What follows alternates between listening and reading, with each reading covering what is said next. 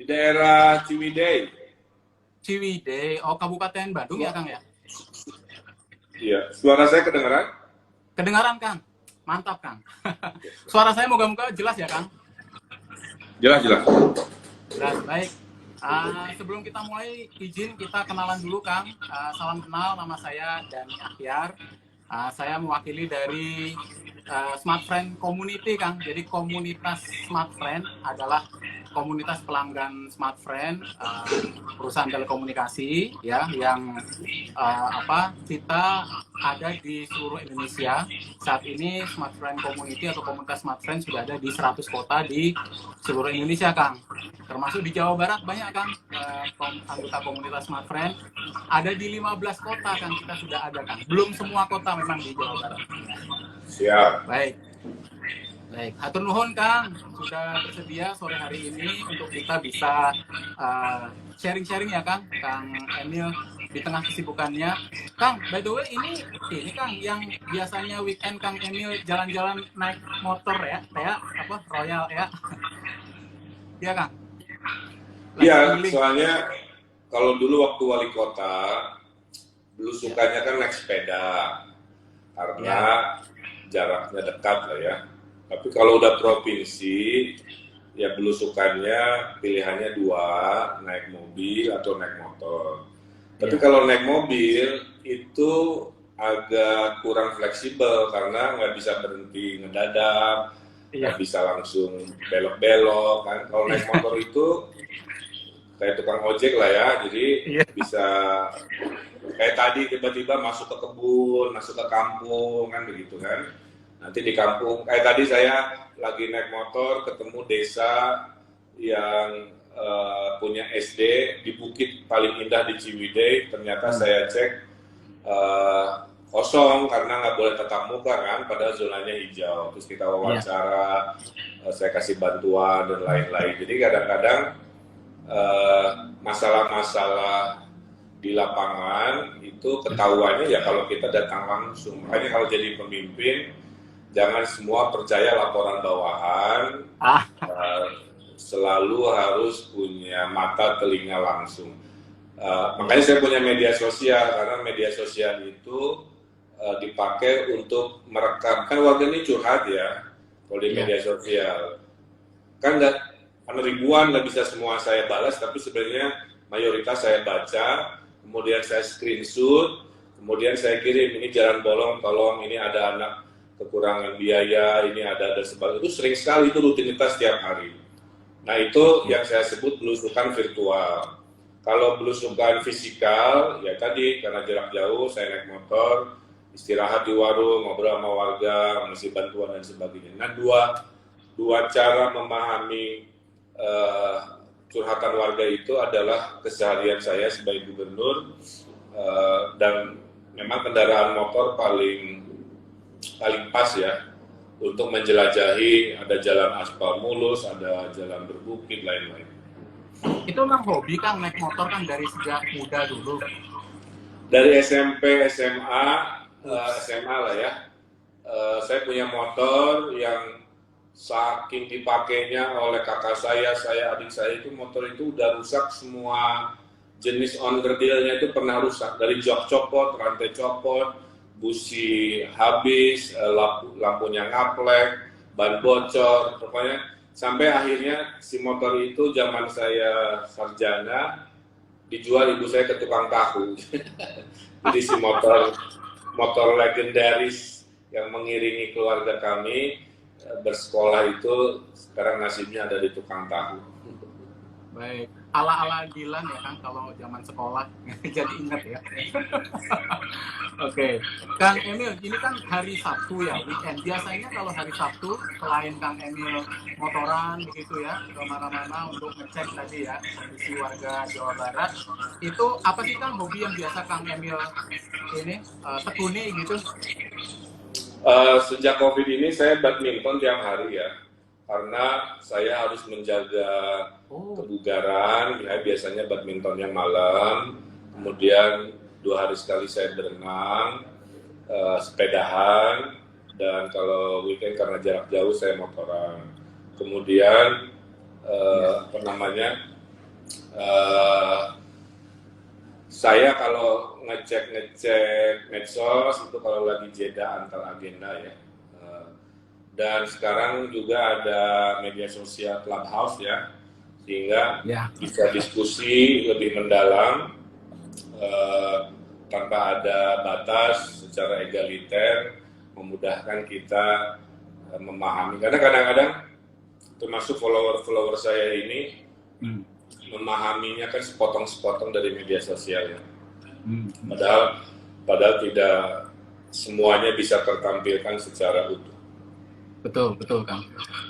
Kita semua juga tahu ya, kawan-kawan Smartfren Community dimanapun berada dan juga yang mendengar atau melihat live Instagram ini, Kang Emil ini sangat aktif bermedia sosial ya, terutama kalau dilihat dari Instagramnya kan yang gaul, lucu, bodor kata orang Sunda mah gitunya. Nah ini apakah sebenarnya memang juga bagian dari strategi komunikasi publik Kang Emil Kang untuk menyapa warga, mendekatkan diri ke warga? Ya, secara umum orang Sunda itu memang humoris ya. Rata-rata orang Sunda itu kayak Sule lah. Nah, tapi ada yang lucunya itu bisa ekspresif. Kalau saya lucunya itu tulisan, bukan verbal, kira-kira begitu. Jadi saya biasanya humorisnya itu di caption, balas komen, bikin puisi, bikin pantun. Kemudian dulu saya diingatkan oleh kantor pusat Facebook bahwa orang Indonesia itu ternyata interaksi tertingginya kalau postingannya itu humoris kan. Jadi kesannya boleh serius, tapi gaya bahasa humoris itu intensitas besar lebih tinggi. Nah, dulu misalkan contoh ya, saya kampanye kebersihan, saya bilang zaman wali kota nih, wahai warga Bandung, mari jaga kebersihan karena siap-siap kita menyambut Adipura. Itu yang komen cuma 50 kan. Ya. Mari menyambut Adipura dengan membuang sampah pada tempatnya, itu komen hanya 50. Kemudian saya edit si judulnya, cuman ada satu kalimat aja, wahai warga Bandung dalam rangka menyambut Adipura, mari kita buang sampah pada tempatnya dan buanglah mantan pada temannya. Hanya nambahin satu kalimat, itu yang komen 5.000. Jadi artinya teknik komunikasi publik saya memang mayoritas disesuaikan dengan audiensnya. Kalau saya di depan para kiai, ya saya banyak bicara syariat. Kalau di depan mahasiswa, saya banyak teori. Kalau dengan masyarakat umum, bahasa saya bahasa jalanan. Jadi sebagai pemimpin, ibaratnya punya vocab bahasa ya, yang saya pergunakan sesuai kepentingannya. Nah, kalau udah di forum pemerintah, ya bahasa saya kan EYD, fikinisasi, kira-kira begitu ya bahasa-bahasanya. Tapi kalau sudah di lapangan, saya harus bahasa kasar kan, maaf ya. Kalau udah masuk ke kampung-kampung yang memang gaya bahasanya street talking, jadi uang aing gitu kalau orang Sunda, kira-kira begitu ya. Saya kira itu pentingnya public speaking bagi pemimpin. Nah, cocok sekali Kang. Saya ingat itu satu konten dari Kang Emil ya. Kang Emil bilang begini, kebutuhan dasar manusia kalau dulu sandang, pangan, papan, betul Kang ya. Kalau sekarang colokan, kuota, dan Instagraman, betul ya kan? Saya masih ingat tuh. Ya, entah kapan itu diposting di mana, tapi saya ingat banget. Dan itu ternyata masuk ya kan ke kalangan anak-anak generasi milenial juga ya kan, dengan yang lucu-lucu gitu ya. Kalau dulu kan itu ada semboyan godaan itu harta tahta wanita. Nah, sekarang harta tahta Anya gitu, Anya Geraldine. Oke, wah seru banget ya sahabat-sahabat ya kalau ngobrol sama gubernur kita ini Kang Emil. Saya boleh minum nggak? Boleh ya? Oh, mangga tuh Kang. Santuy aja Kang kita sambil suasana. Satu jam setengah belum minum. Saya minum dulu. Oke. Mangga Kang. Baik, sahabat-sahabat sekalian, ya kita sore hari ini ngobrol santai dengan Kang Emil ya. topik kita topik yang kayaknya kalau dibaca rada serius gitu ya, tapi sebenarnya kita bisa kemas ini juga dalam suasana pembicaraan diskusi yang santai, yaitu leadership in turbulent time. Kang Emil, punten Kang, ini kan kita lagi masa turbulen Kang ya, masa pandemi bro ya Kang, krisis ya, dengan COVID-19, banyaknya bencana di berbagai tempat, banjir, gempa bumi, longsor dan segala macam gitu. Nah, ini kalau kita pengen belajar dari Kang Emil kan, punten Kang, ini sebenarnya bagaimana Kang Emil menghadapi masa-masa krisis ini dalam posisi Kang Emil sebagai gubernur kan? Ya, yang pertama, kepemimpinan yang terbaik itu kan dengan keteladanan. Ya. Jadi nggak usah banyak bicara, nggak usah banyak teori-teori, tapi perilaku kita sehari-hari, keputusan-keputusan kita, gestur kita, karya-karya kita itu mewakili siapa kita. Karena kepemimpinan yang terbaik adalah kepemimpinan dengan keteladanan. Ya. Nah, menjadi teladan itu tidak mudah karena orang mempersepsikan pemimpin itu seolah-olah harus perfect gitu, tidak boleh punya salah. Padahal kan saya manusia juga ya, ada marah, ada capek, ada kesel, ada kadang-kadang ya maaf kalau ada yang cantik-cantik juga, nah, kadang-kadang gitu ya, itu masih manusiawi. Manusiawi, ya. Nah, tapi persepsi masyarakat tidak begitu.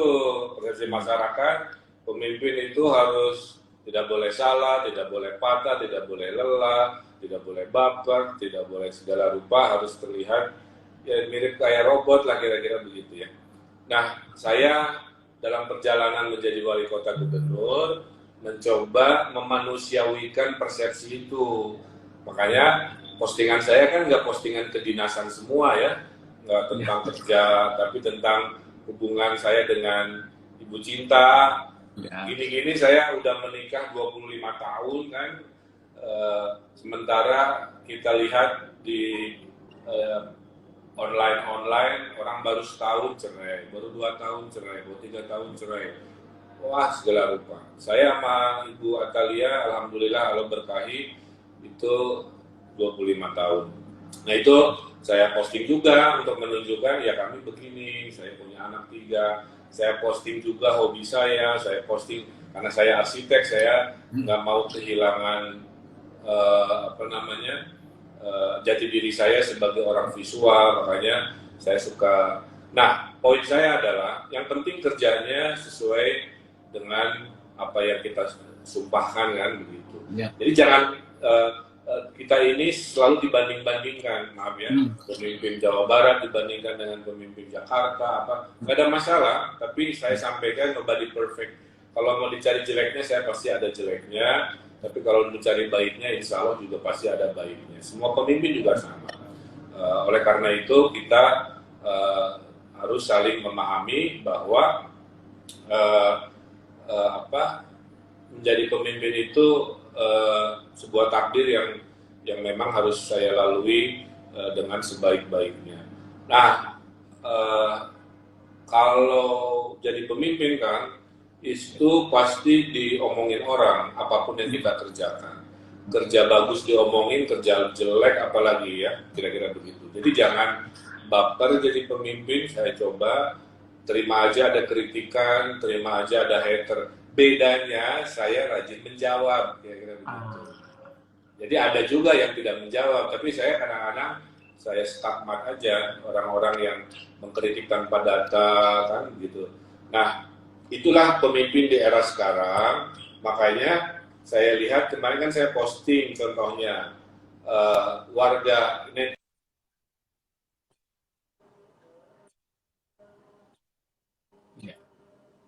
indeks keberadabannya itu kita paling rendah. Ini mudah-mudahan jadi kita semua yang berinteraksi seperti ini harus menjaga etika, sopan santun. Kan kalau di medsos tuh galak-galak, kasar-kasar. Aslinya mah pas ketemu mah kan ciut, sopan. Tapi kalau sudah anonim, sudah masuk ke 2 menit, waduh, kasarnya luar biasa. Nah, mudah-mudahan, ya, jadi kepribadiannya begitu. Nah, mudah-mudahan apa yang menjadi keteladanan pemimpin, apa yang saya lakukan, saya terus terang, saya tidak sempurna, banyak kekurangan, tapi yang tidak berubah dari saya kan, saya selalu berusaha bekerja semaksimal mungkin yang menurut akal saya bisa, menurut tenaga saya bisa, saya kerjakan. Bahwa setelah akal dan tenaga saya berusaha masih belum memuaskan, saya menyerahkan kepada masyarakat. Contoh masalah banjir ya. Masalah banjir. Banjir itu kan multidimensi. Ada karena masyarakat, ada karena pemerintah, ada karena global warming, lain-lain. Tapi kita itu kerja. Jadi kalau dibilang banjir karena pemerintah tidak kerja, menurut saya keliru juga. Contoh ya, semua instrumen ngurangin banjir itu ada yang dikerjakan sudah 100%, contohnya di Citarum, ada yang 50%, contohnya bendungan di Subang, ada yang 70% seperti di Bogor. Karena belum selesai, memang dampak banjir masih ada.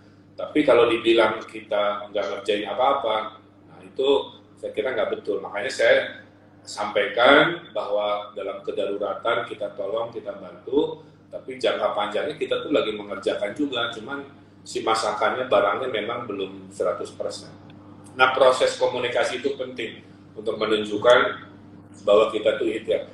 Setelah kita terangkan kita masih dicaci maki, ya terima aja, karena itu risiko dari pemimpin. Cuman maksud saya, biasakan memberikan komentar dengan bahasa yang baik, gestur yang baik, karena kita juga sama-sama manusia.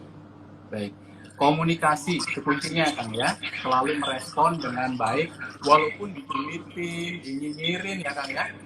Di media sosial ya galak banget biasanya kan. Kalau biasanya berkomentar di media sosial, nah banyak yang lupa juga tadi dikatakan oleh Kang Emil, pemimpin adalah juga manusia yang kadang-kadang juga berbuat kesalahan walaupun tidak disengaja gitu ya. Nah, Kang Emil, sebenarnya apa sih prinsip-prinsip kepemimpinan yang dipegang oleh Kang Emil? Mungkin bisa dibagikan kan supaya para generasi muda? Ya, saya ada minimal 5 prinsip dalam kepemimpinan ya. Satu, tadi memimpin dengan keteladanan. Jadi kepribadiannya itu harus punya nilai-nilai untuk dicontoh. Kedua, pemimpin itu adalah pengambil risiko. Saya bisa aja diam-diam aja nggak ngambil keputusan, bisa. Tapi saya ambil keputusan mengurangi pengangguran, saya mau eksperimen dengan petani milenial, ya. Mungkin akan udah dengar. Di mana kami sediakan lahannya, kami sediakan uangnya, kami beli. Apakah berhasil? Saya juga belum tahu, tapi minimal kita coba. Itu nilai kepemimpinan yang kedua adalah pengambil risiko. 3, kepemimpinan itu harus solutif kan.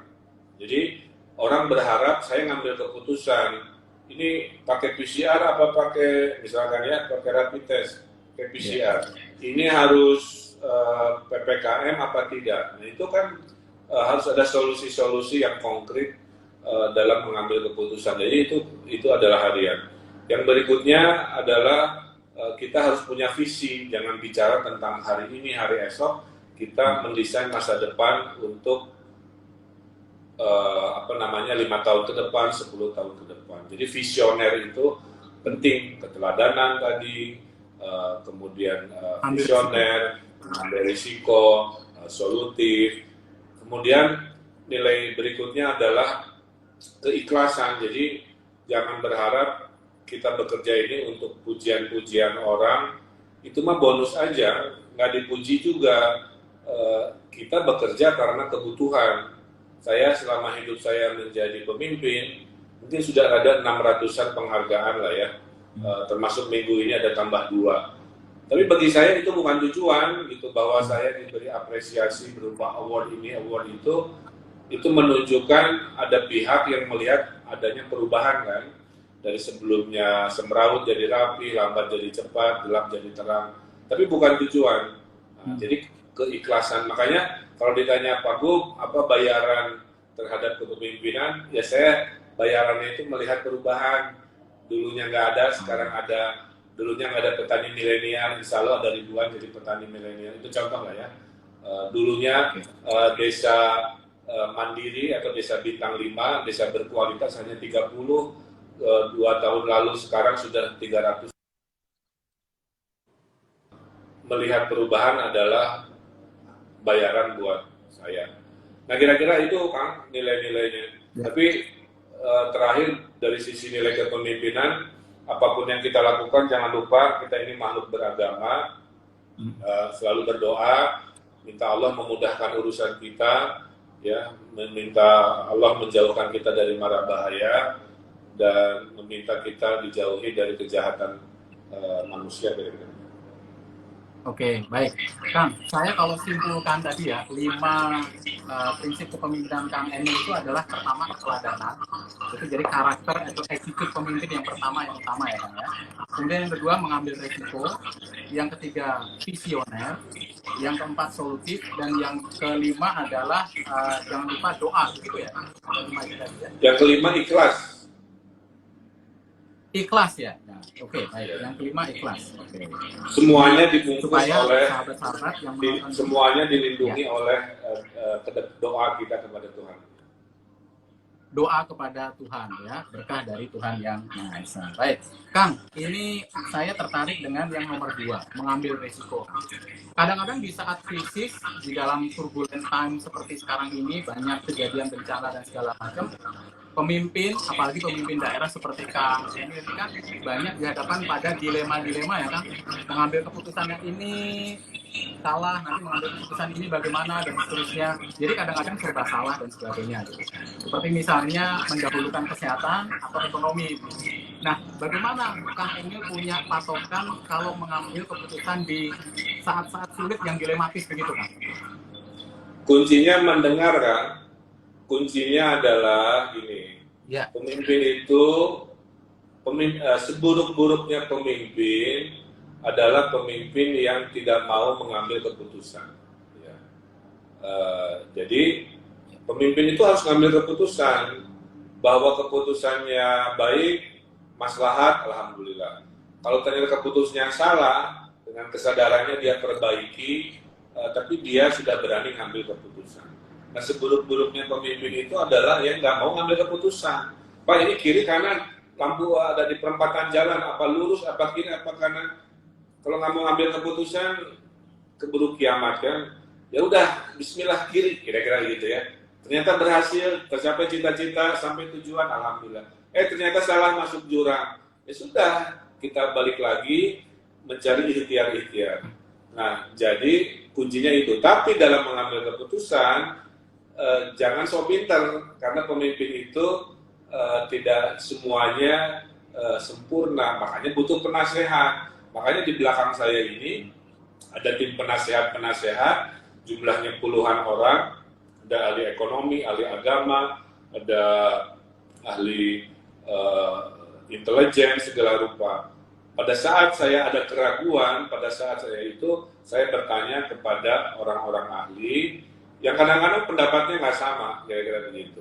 Termasuk tadi, ini sekolah dibuka apa enggak? Wah, itu kan perdebatan. Ada kelompok udah bete kelamaan tidak sekolah, ya, pengen demo-demo supaya sekolah dibuka. Ada kelompok yang nggak mau ambil risiko nanti terjadi klaster di sekolah, tanggung jawab dan sebagainya. Ini contoh aja dilema-dilema seperti itu. Ini PPKM gimana? Apa ditutup satu kotanya atau cukup di desanya saja kan? Akhirnya kita belajar bahwa proses-proses itu. Nah, contoh ambil keputusan yang menurut kita benar di awal, tapi keliru contoh ya. Dulu saya ambil keputusan, wahai warga Jawa Barat, dilarang pakai masker. Masker itu hanya untuk orang yang sakit. Ingat nggak ya? Itu awal-awal COVID kan? Oh, saya sampai bikin, karena WHO menyuruhnya begitu. Maka saya bikin keputusan begitu. Setelah 3 bulan, ternyata orang sehat harus pakai masker juga kan, akhirnya kan dirubah gitu.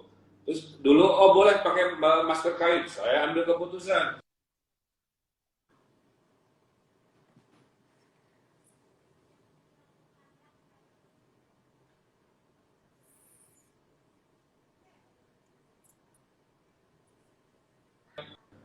Ternyata apa namanya kain scuba itu dilarang, akhirnya kan direvisi. Nah itu contoh-contoh ya, keputusan diambil berdasarkan data-data di momen itu yang dianggap benar, kemudian ternyata ada keliru, ya sudah kita perbaiki, kita terangkan, kita jelaskan kenapa ada perubahan kebijakan.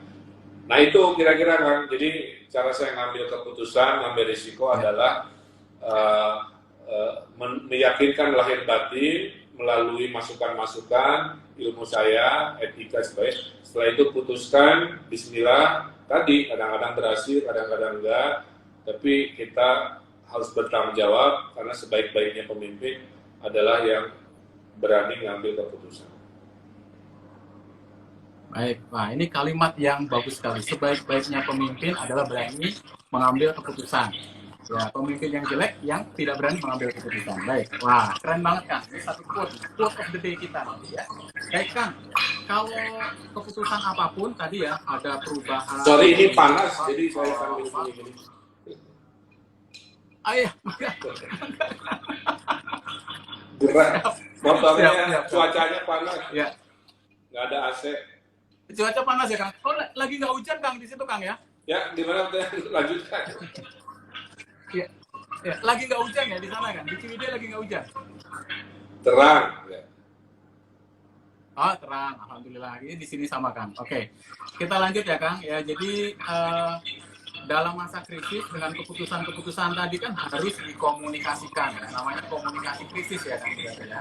Komunikasi di saat krisis. Nah, khusus di saat masa-masa krisis yang bertumpuk-tumpuk sekarang ini Kang, dalam turbulent time sekarang ini, bagaimana Kang Emil membuat strategi komunikasi krisis ke masyarakat Jawa Barat Kang?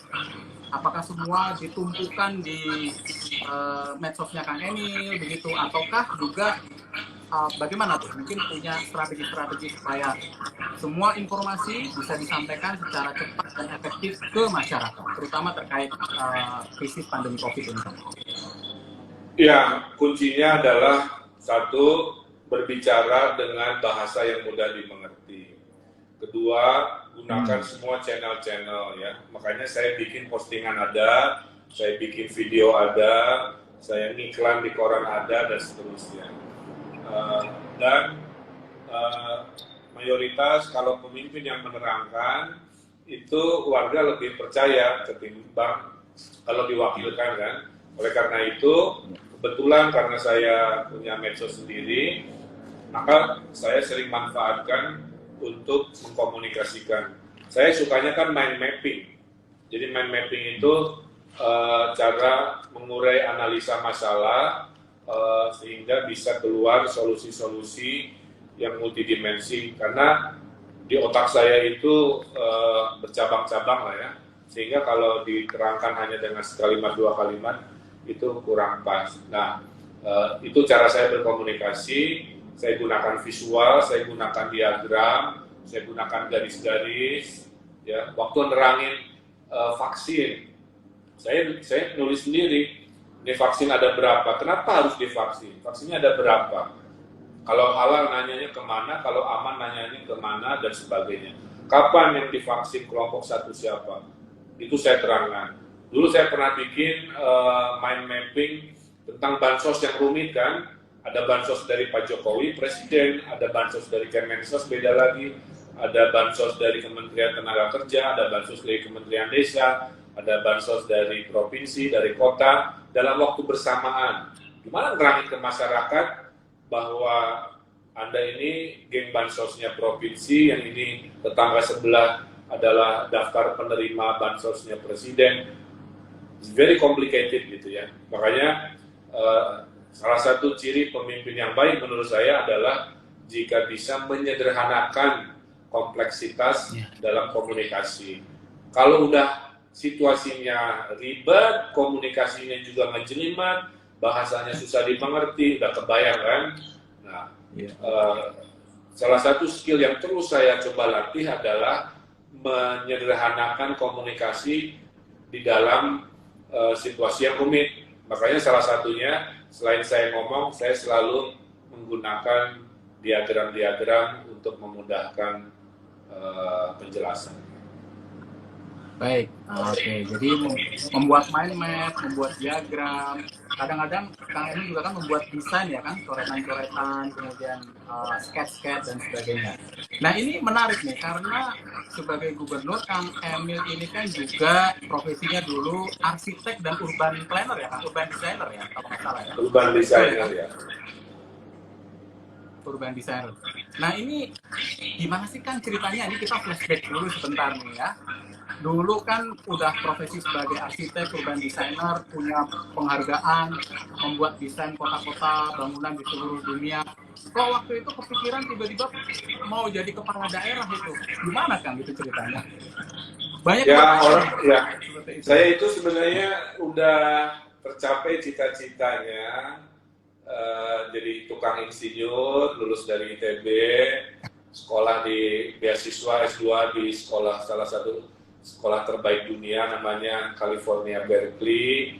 Saya 7 tahun kerja di Amerika, pulang punya perusahaan sendiri, punya istri cantik, punya anak lucu-lucu, punya perusahaan. Semua yang saya cita-citakan sebenarnya sudah tercapai kan. Jadi saya sudah selesai dengan diri saya. Cuman dalam perjalanannya, dulu Kota Bandung itu tidak terurus ya di periode sebelumnya. Banyak berita korupsi, anak-anaknya nggak ada yang main di taman, tamannya dipagerin, jalannya gelap, nggak ada trotoar. Pokoknya saya sedih. Kenapa? Karena sebagai arsitek dan urban designer, kerja saya itu kan mendesain kota-kota dunia. Saya ngedesain di Timur Tengah banyak, di Tiongkok banyak, di Singapura pernah gitu. Tapi pulang ke Bandung ternyata, nah jadi saya terjun ke politik itu adalah karena sebagai warga yang marah gitu. Yang marah, kesel, kan kalau marah sekarang ke pemerintah kan ya ngomel aja di medsos, tapi kan nggak menyelesaikan masalah juga. Ya. Cuman puas aja kali ngomelin pemerintah. Nah akhirnya saya bismillah, ya sudah, kalau mau mengubah masa depan buat anak cucu saya mau coba merebut gitu ya, merebut kepemimpinan dengan cara ikut pilkada. Jadi saya itu orang yang mandiri secara ekonomi, kemudian mau melayani masyarakat dengan melalui pilkada. Alhamdulillah kepilih wali kota, kemudian pas gubernur juga masuk, ternyata kepilih juga, ya sudah. Jadi sekarang hidupnya ya semua urusan kan, jadi saya ini kalau jadi pemimpin seperti sekarang kan, stok sebutin masalahnya dari sajadah sampai haram jadah itu saya urus. Jadi ibaratnya dari A sampai haram jadah. Iya, dari A sampai Z saya urus. Apa masalahnya? Sampai minta dijodohkan itu saya dimintai pertanggungjawaban. Jadi alhamdulillah saya dengan media sosial sudah menjodohkan 6 pasangan. Terakhir warta-warti Kompas. Jadi kepada follower-follower yang mendengarkan, kalau memang betul-betul sudah desperate ingin dijodohkan, silahkan DM saya. Mumpung harga masih normal, kalau hari Senin harga naik. Ini jadi mak comblang juga ya. Tuh kawan-kawan ya. Jadi pemimpin tuh banyak sekali aktivitasnya ya. Kang, ngomong-ngomong gini, dulu kan udah profesi jadi arsitek urban designer gitu ya. Itu sekarang masih ditekuni nggak? Atau maksudnya sebagai hobi atau sebagai aktivitas itu masih dilakukan ketika udah jadi gubernur apa enggak? Atau udah enggak lagi? Secara etika saya udah nggak boleh nyari uang lagi di luar kedinasan kan. Jadi saya udah nggak ngedesain lagi kan, kecuali masjid karena itu beramal, saya nggak dibayar, gratis. Itu karena wasiat dari almarhum ayah saya. Waktu kecil saya diajak oleh almarhum ayah saya jadi DKM membangun masjid.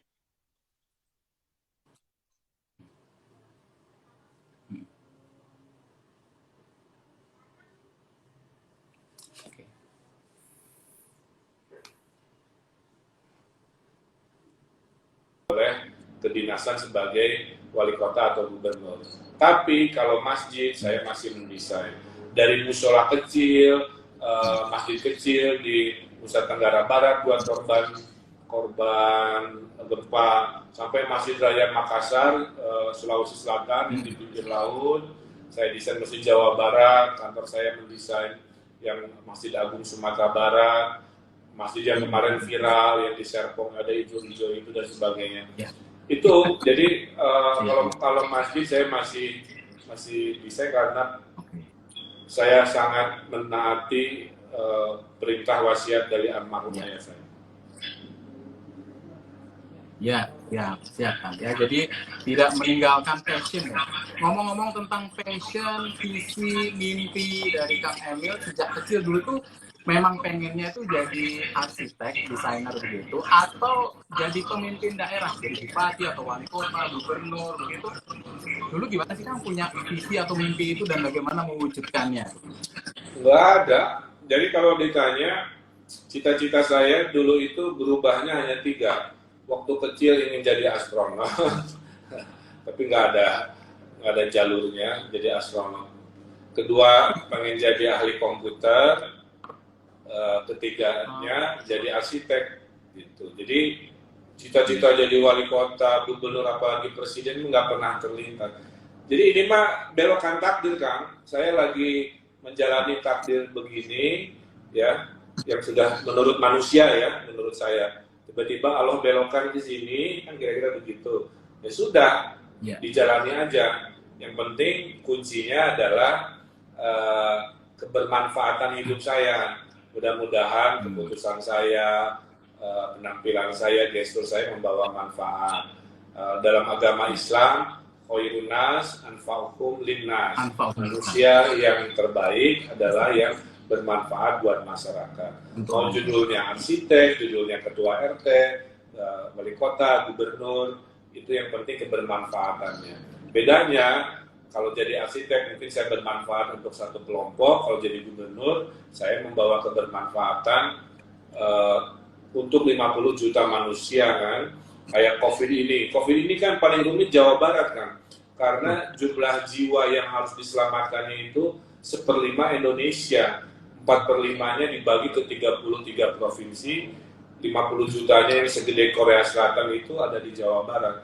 Makanya urusan bansos kita paling rumit karena faktor pengalih.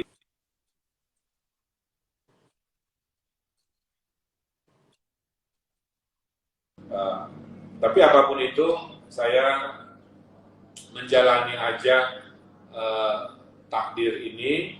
Jadi ini contoh ya, tidak semua takdir yang Tuhan berikan ke kita itu seperti keinginan manusia. Makanya saya bilang, jangan selalu menyesali ya kalau ternyata kok saya di usia 20 gini-gini aja, saya di usia 30 gini-gini aja. Mungkin Tuhan sedang memberikan ujian bahwa nanti takdir besarnya itu di usia 40 kira-kira begitu ya. Jadi contoh juga orang yang suka ada minta nasihat, Pak saya diputusin, diselingkuhin, saya sedih Pak, gimana Pak? Saya bilang, justru Tuhan sedang menyelamatkanmu dari orang yang sebenarnya tidak layak untukmu. Daripada nanti setelah menikah diselingkuhi kan, mending ketahuannya pas penjajakan. Jadi sebenarnya Tuhan itu sedang menyelamatin kamu. Nah, dengan logika-logika itulah saya membawa semangat bahwa yang penting ukurannya itu bukan judul mentereng gubernur, presiden, wali kota. Yang penting itu adalah seberapa bermanfaat hidup kamu, waktu kamu, eksistensi kamu untuk kepentingan masyarakat dan peradaban masyarakat. Oke, hatur nuhun Kang. Jadi satu quote yang bagus lagi dari Kang Emil tadi, khairun nas anfa'uhum linnas istilahnya ya. Jadi orang yang terbaik adalah orang yang bermanfaat untuk masyarakat sekitarnya, untuk orang lain, apapun profesi kita. Yang jadi arsitek yang baik ya, yang jadi gubernur ya, lakukan dengan yang baik, yang jadi tukang becak sekalipun, pengemis, pemulung segala macam ya. Satu hal yang kita harus lakukan demi kebaikan masyarakat. Baik, Kang, ada ini nih, Kang. Dulu waktu awal dilantik jadi Gubernur Jawa Barat 2018 ya, Kang, kalau nggak salah ya. 2018 seperti itu. Pasti kan punya visi, misi, rencana segala macam 5 tahun ke depan begitu ya. Terus tiba-tiba di tengah nih tahun 2020 baru 2 tahun kurang kena pandemi nih. Nah ini berdampak terhadap pencapaian visi nggak Kang? Itu dulu mungkin Kang ini bisa sharing tuh visinya Jawa Barat itu tadinya mau bikin gimana sih 50 juta orang dengan luas demikian Jawa Barat yang pendidikan luas ini mau dibikin gimana sih? Terus ketika ada pandemi sekarang lalu bagaimana tuh visi itu menyesuaikan gitu Kang?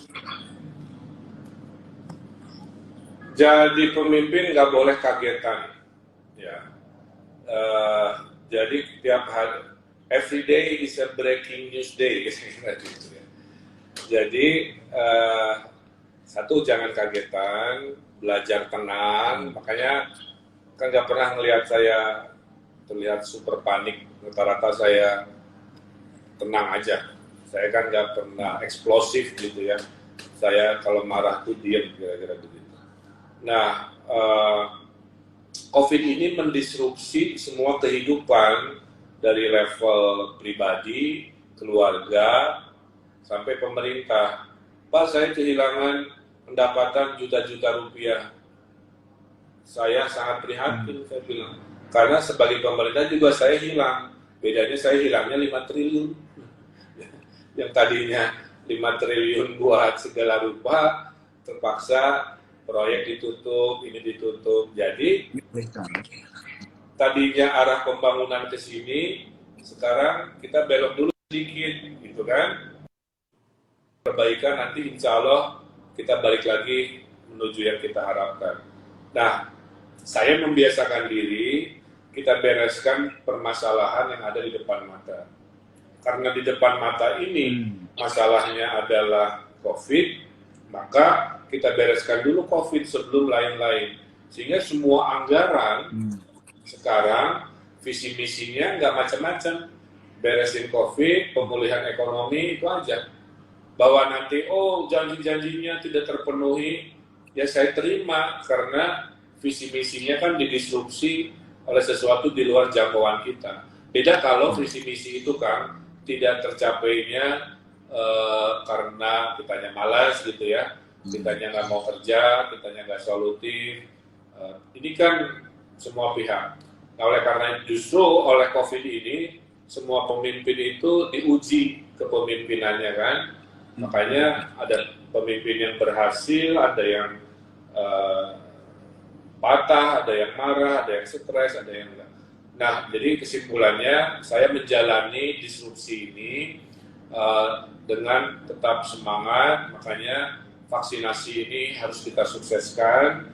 Kalau vaksinasi ini berhasil, insya Allah pandemi akan turun, ekonomi akan naik, itu harapan saya di 2021. Ya, semoga harapan Kang Emil sebagai gubernur terwujud ya, menuju Jawa Barat juara atau Jabar juara, mampu mengatasi kondisi krisis atau COVID-19 ini. Dan kami dari Smartfren dan Smartfren Community siap mendukung Kang Emil. Yang mendukung supaya Jawa Barat menjadi lebih kuat, stronger. Ya. Ada satu patah mengatakan what doesn't kill you make you stronger ya. Kita tentu pasti bisa mengatasi krisis ini dengan baik. Kang Emil, ini sekaligus saya menginformasikan kami dari Community Development dan CSR PT Smartfren juga di masa COVID ini sudah memberikan program-program kita untuk membantu masyarakat, juga termasuk beberapa diantaranya di daerah Jawa Barat, seperti pembagian sembako, maskernya bukan masker biasa Kang Emil, ini masker desain dari kreator, ya, dari konten kreator kita. Ini termasuk baju yang saya kenakan Kang Emil, ini baju dari kreator namanya Adi Debil. Dan kita memang dari Smartfren, walaupun masa krisis, tapi kita tetap mengembangkan industri kreatif kan, di tengah-tengah masyarakat, walaupun tadi terdistruksi segala macam begitu kan ya. Moga-moga harapannya kita tetap terus bisa membantu masyarakat, termasuk salah satunya di Jawa Barat, kolaborasi yang kita terus bisa harapkan ke depan. Baik, Kang Emil, ada pertanyaan selanjutnya nih Kang. Ini kan kita kalau tadi saya menyinggung tentang industri kreatif Kang ya. Nah, di Jawa Barat ini apa misi Kang Emil terhadap perkembangan industri kreatif? Ini banyak pertanyaan nih terkait wisata, kan Kang Emil juga jalan-jalan nih Kang ya, untuk ke daerah-daerah begitu kan, setiap weekend gitu kan, pasti melihat juga kulinernya, melihat kerajinan, potensi daerah, dan industri kreatif. Ini bagaimana Kang di tengah kondisi pandemi sekarang, industri kreatif?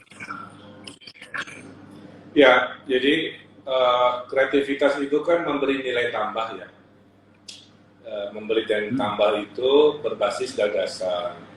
Jadi saya sangat mendorong lahirnya kreativitas sebagai ekonomi baru, generasi baru Jawa Barat. Karena berbasis gagasan, maka orang-orangnya itu harus cerdas, harus kreatif oleh sebuah ekosistem. Maka saya lahirkan pusat-pusat startup, saya lahirkan ruang-ruang kreatif, saya membangun kreatif center di setiap kota kabupaten untuk meningkatkan kreativitas anak muda, menjadi ruang interaksi anak muda, dan lain sebagainya. Tugas pemerintah itu memfasilitasi, ya. Tidak bisa mendikte kan, karena kreativitas itu kadang-kadang lebih kreatif masyarakatnya dibanding pemerintahnya. Nah, jadi tugas kita jangan mendikte, tugas kita adalah memfasilitasi. Nah, kemudian hasil kajian ada ekonomi pasca COVID itu adalah ekonomi digital, itu naiknya 40%. Jadi saya pikir dulu nih Kang, smartphone itu menurut saya setelah COVID jangan urusan hanya melayani konektivitas saja, justru smartphone harus beradaptasi menjadi all digital service menurut saya ya. Bisakah brand Anda ini mensupport sekolah daring, bisakah mensupport kegiatan jual beli online, bisakah jadi fintech dan sebagainya. Jadi saran saya pasca COVID harus jadi platform digital yang luar biasa, itu masukan saya. Nah,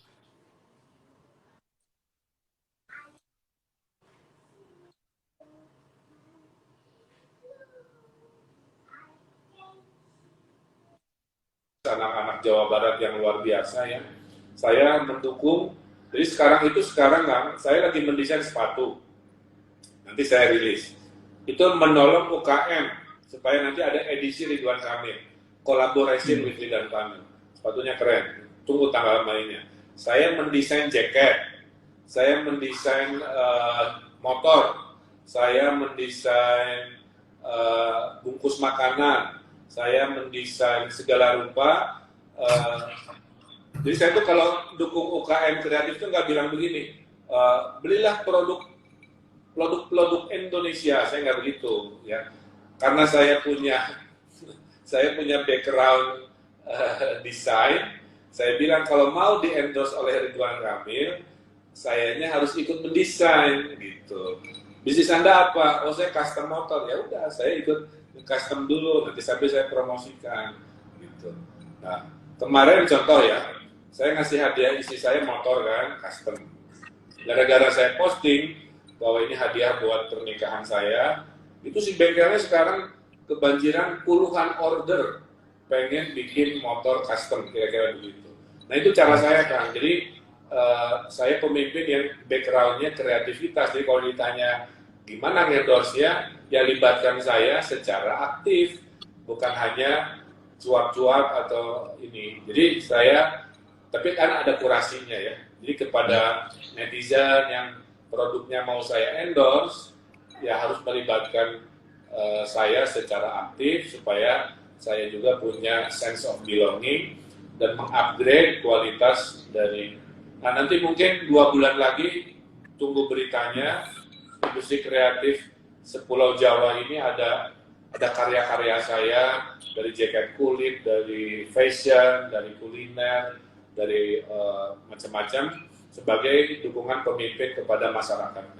Yang kedua, saya mengkampanyekan supaya 300.000 PNS itu membeli produk UKM kreatif dengan platform namanya Borong Dong, gitu ya. Yang salah mendengar pasti menyangkanya berondong. Nih, saya ulangi lagi. Jangan beli sedikit, belinya banyak, borong dong, kira-kira gitu ya. Nah, jadi produk-produk kreatif itu dikumpulkan di Borong Dong ID. Terus saya meminta PNS, kan kalau PNS ASN itu pendapatannya tidak terpengaruh oleh COVID ya. Mau negara darurat, mohon maaf, income-nya kan tetap. Nah itu akhirnya saya motivasi supaya mereka bisa belanja. Ini kampanye tadi mempromosikan dengan saya ini sebagai desainer juga, kemudian memotivasi segmen masyarakat yang pendapatannya tidak terganggu oleh krisis COVID untuk menolong. Karena masalah produk kreatif sekarang dan UKM itu adalah gini, menengah bawah nggak punya daya beli, menengah atas menahan diri, akhirnya nggak ada jual beli. Makanya menengah bawah disupport oleh Bansos, masalah menengah atas saya dorong untuk belanja. Maka slogannya adalah belanja adalah bela negara, gitu. Jadi Anda bela negara dengan belanja. Wah, itu mama senang semua, istri-istrinya pasti senang. Tapi dengan belanja Anda mendorong, memberi bensin pada mesin pemulihan ekonomi. Itu kan dukungannya. Siap, Kang. Terkait beberapa hal tadi yang disampaikan Kang Emil, sekaligus kami menginformasikan Kang bahwa di CSR PT Smartfren Telekom di bidang yang saya bidang sekarang ini, kita fokusnya di dua, Kang. Yang pertama literasi digital itu ke sekolah-sekolah atau bidang-bidang pendidikan. Jadi kalau Kang Emil tadi mengatakan kita mensupport anak-anak sekolah supaya bisa sekolah daring, itu sudah kami lakukan, Kang. Selain karena itu juga dorongan dari program pemerintah melalui Kominfo, itu juga kita lakukan juga ya secara inisiatif, terutama dari kawan-kawan Smartfren Community. Tentunya dengan menggunakan jaringan Smartfren, dengan produk-produk Smartfren, ya salah satunya produk unlimited kan. Ya, kita mendukung kreativitas tanpa batas dengan produk unlimited dari Smartfren, terutama kepada adik-adik, siswa, siswi, mahasiswa, gitu. Itu sudah kita lakukan dan terus kita lakukan termasuk juga di daerah Jawa Barat sebagai bagian dari CSR kita ke bidang edukasi atau pendidikan. Kemudian yang kedua, Kang, itu ke UMKM. Nah, UMKM ini sasaran kita pengen mengembangkan digital socialpreneur. Ya, terutama dimulai dari kawan-kawan Smartfren Community, Kang. Nah, alhamdulillah dari 15 daerah, 15 kota yang ada Smartfren Community di Jawa Barat ini sudah mulai bermunculan namanya Teman Kreasi Indonesia. Ini satu program dari Smartfren untuk bisa ko-kreasi, kolaborasi dalam hal berkreasi, kan. Nah, moga-moga ini Kang Emil bisa berkunjung ke outlet-outlet Teman Kreasi Indonesia yang ada di Jawa Barat, Kang. Salah satunya kalau yang paling dekat mungkin di Bandung dan di Bandung Barat, Kang. Itu ada bikin pot konsentrat, kemudian bikin kuliner, kemudian ada yang bidang jasa itu stand up comedy dan sebagainya gitu. Nah, ini mohon dukungannya supaya kita selalu berkolaborasi mengembangkan industri kreatif. Ini juga yang kita lakukan di seluruh Indonesia, support dalam pokoknya itu masukan dari saya gitu, Kang. Sekarang saya didik pasca COVID hidup kita sudah berubah. Kita harus beradaptasi. Digital itu bukan lagi pilihan. Skill digital itu adalah paksaan sekarang. Paksaan, kebutuhan. Bu, saya usia 82 tahun. Sekarang udah mahir pakai video conference. Udah mahir pakai emoticon. Udah tahu gimana nulis emoticon untuk WK misalnya gitu ya. Udah tahu cara ngirim video. 82 tahun loh. Beradaptasi dari yang tadinya sebelum COVID nggak bisa, sekarang mahir ya, nanya-nanya saya, ngirim foto, nanya itu dan sebagainya. Nah, ekonomi di desa sekarang dipaksa jualan online. Ada sabun namanya Mencerang khas Jawa Barat ya. Sebelum dia jual di balai desa dengan Tokopedia, itu si sabun itu omsetnya hanya di bawah 10 juta sebulan. Sekarang ratusan juta gitu kan. di Indramayu ngasih makan ikan sekarang udah pakai HP. Dulunya pakai tangan, sekarang pakai mobile phone, terkoneksi ke sinyal, kemudian drum-drum isi makanan melontarkan. Nah, smart fan bisa masuk ke situ, ya, menolong petani-petani menggunakan mungkin smart fan, tapi 4.0 tidak hanya untuk komunikasi, tapi untuk produksi kehidupan seperti yang saya maksud tadi. Nah, masukan saya lah pokoknya buat keluarga besar Smart Friend, harus beradaptasi menjadi multi platform company, ya, tidak hanya tentang urusan konektivitas atau kuota, tapi menggunakan digital sebagai alat untuk mengubah kehidupan masyarakat. Dunia tidak akan pernah sama lagi setelah COVID. Kita akan hidup lebih produktif. Tatap muka digital ini akan menjadi kebiasaan. Sekolah mungkin tatap muka lagi, tapi akan dikombinasi dengan digital dan lain-lain. Saya kira itu, dan ya insya Allah saya kunjungi, nanti minta alamatnya. Selama ada kebaikan, ada hal yang luar biasa, saya pasti selalu yes. Tapi nggak tahu kalau Mas Anang, kalau dari saya pasti yes. Siap, Kang Emil. Kang, ini kalimat penutup mohon Kang Emil. Apa saran Kang Emil untuk teman-teman Smart Friend Community, terutama ya komunitas pelanggan Smart Friend ini, dan juga untuk masyarakat Jawa Barat yang kebetulan menonton acara live Instagram ini, supaya bisa memanfaatkan teknologi digital lebih kreatif. Silakan. Ya, yang pertama, godaan dunia adalah harta tahta kuota sekarang. Jadi berbahagialah Anda yang punya kuota.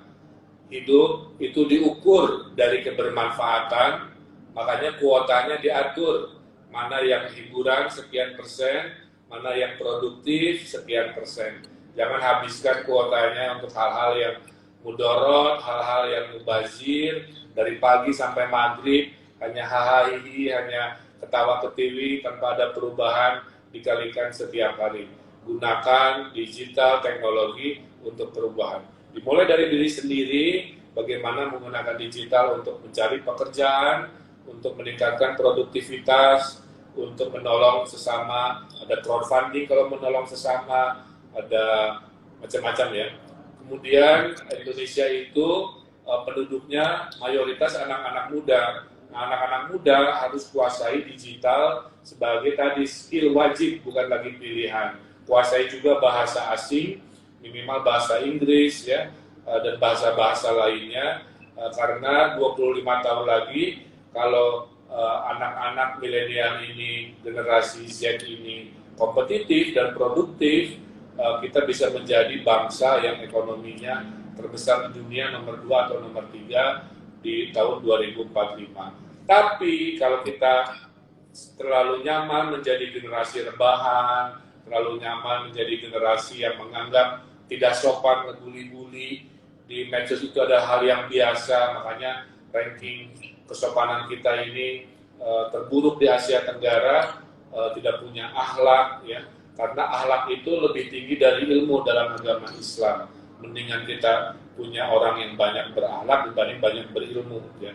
Nah, saya titip itu, mari doakan, semangati ikhtiar kita untuk tahun 2021 beres pandemi, pulih ekonomi, sukseskan vaksinasi, dan gunakan digital sebagai cara baru memandang dunia.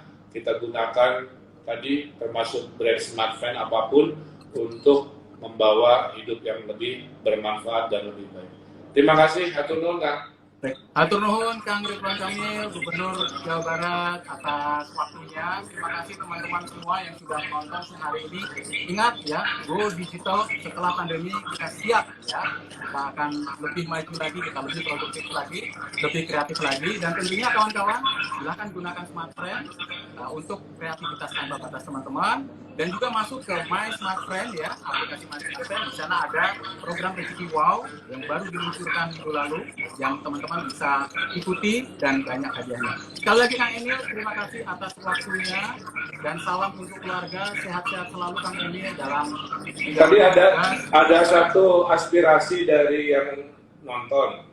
Mangga. Katanya harus rajin-rajin ngasih giveaway. Oh, siap. Ngasih door prize. Ya, Jangan teman-teman, pelit-pelit, bagi katanya. pertanyaan, ya. Oh iya, pasti Kang. Jadi, Smart Friend, kalau teman-teman pengen dapetin giveaway, door prize, hadiah, segala macam, termasuk program kerjasama dengan kita di program Community Development dan CSR, silakan bisa kontak DM ke Smart Friend Community. Kegiatan live IG ini kan setiap hari Kang, dan selalu ada giveaway-nya. Nanti akan dipilih penanya terbaik, akan dihubungi, ya nanti akan dapat hadiah dari Smart Friend berupa kuota unlimited dan gimmick-gimmick menarik dari kita. Itu aja Kang Ridwan Kamil, Kang Emil. Terima kasih, sehat-sehat selalu Kang. Selamat sore. Ya, Pak. Ketemu lagi insya Allah. Assalamualaikum. Salam. Makasih Kang. Izin saya close.